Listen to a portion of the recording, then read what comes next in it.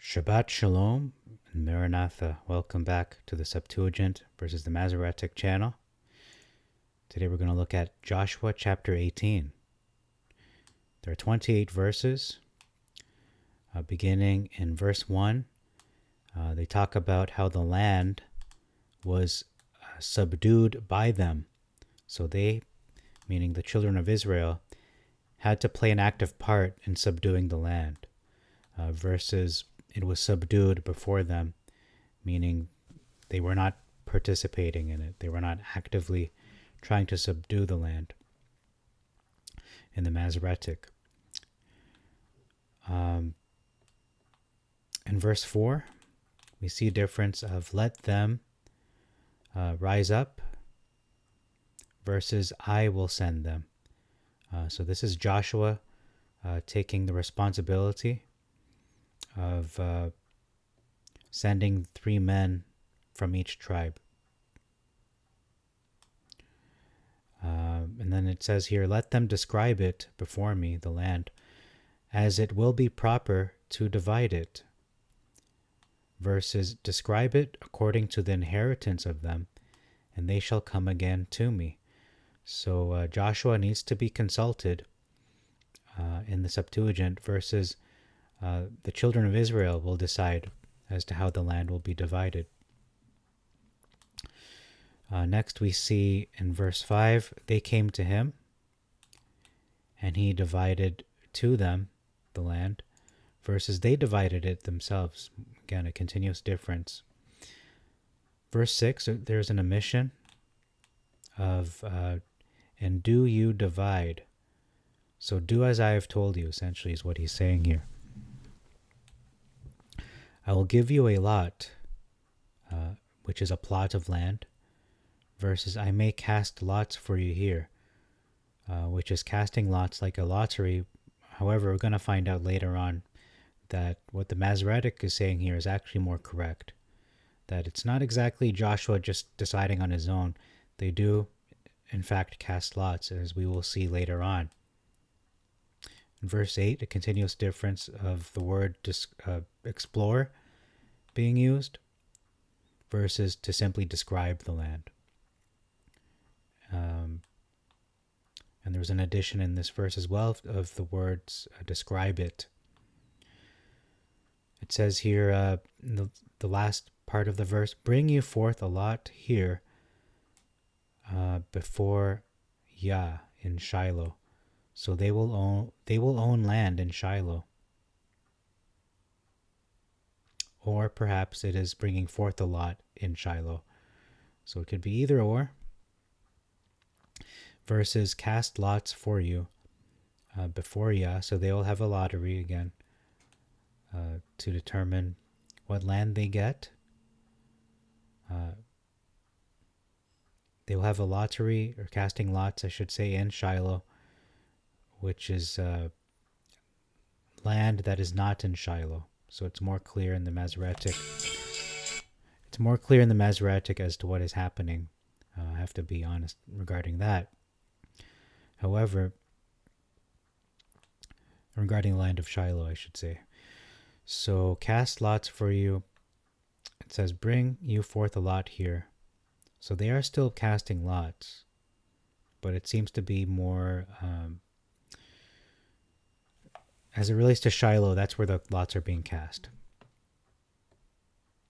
But depending on how you read this verse and where the punctuation is placed, so I will bring you forth a lot here before the Lord in Shiloh. So that is clear that the lots are being cast in Shiloh. However, if you put a comma,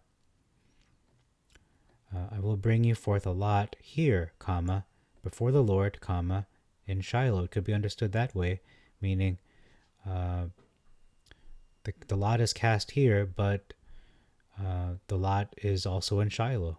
So again, it's a little long-winded, but it has to be explained that it could be either or, depending on how you interpret it and where the punctuation is placed.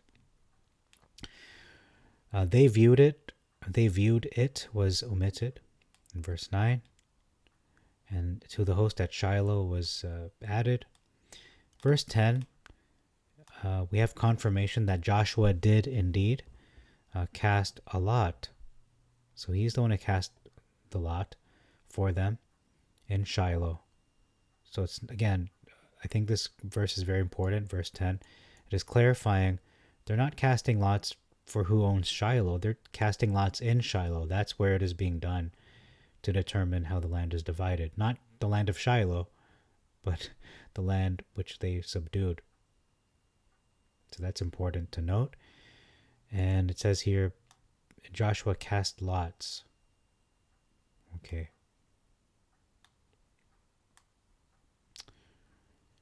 And there's an addition of, and there Joshua divided the land unto the children of Israel according to their divisions. That's not in the Septuagint. Verse 11, first was omitted, and the reason I bring that up is because there's an order to how the lot was cast. Borders, the term borders is used, the word borders, versus coast. So it's not just a coastline, it is actual borders determining where their inheritance ends and begins. Verse 12, behind, versus on the side of Jericho. So it can be behind Jericho or on the side of Jericho, depending on which translation you prefer. Here it says to the mountain, in the Septuagint, versus through the mountains. And then we have very different names being used. Bathon or Baathon of Mabdara versus the wilderness of Beth Haven. So two widely different names. Verse 13, behind again versus to the side. Verse 14, talking about the part that looks toward the sea. So very specific, it is looking toward the sea versus the corner of the sea. So one is looking toward the sea, so how it relates to the sea geographically, versus it is part of the sea, the corner of the sea. Verse 14, the mountain versus the hill, continuous difference it seems. Verse 15, Kariath or Karjath Baal. I think that's Kariath because the J is actually pronounced like an I. And this is Kiriath Yarim. So one is using a name of this deity, perhaps, or simply just another way to say Lord.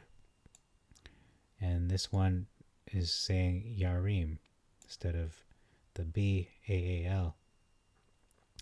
And it describes across to Gazin versus on the west.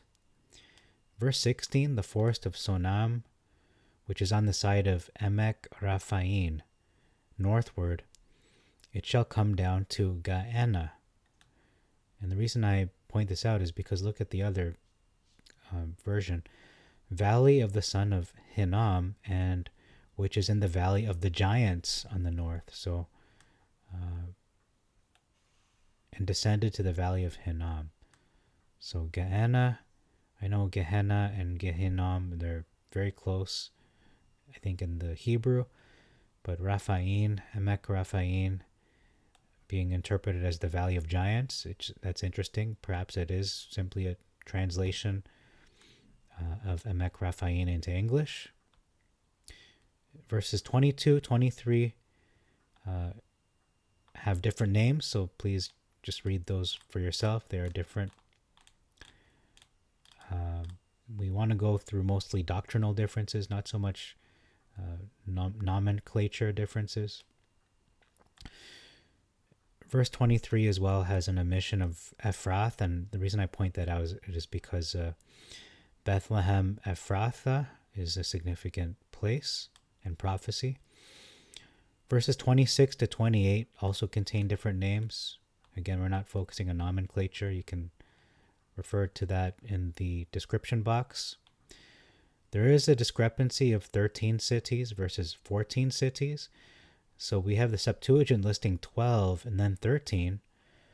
But when one counts, if you actually do a count, there are 13 and 14 cities. So how do we reconcile this discrepancy? Well, perhaps the city Sapphira and Moni are one and the same as in the Masoretic, using the name Sio Harhamonai. And then we have Gabaath and Yarim is also one, Gabaath Yarim, and Yarim means city. So that's all for this chapter. Thank you very much for your time. Please like and subscribe to this channel if you haven't already. If you have, thank you very much for your support. We truly appreciate it.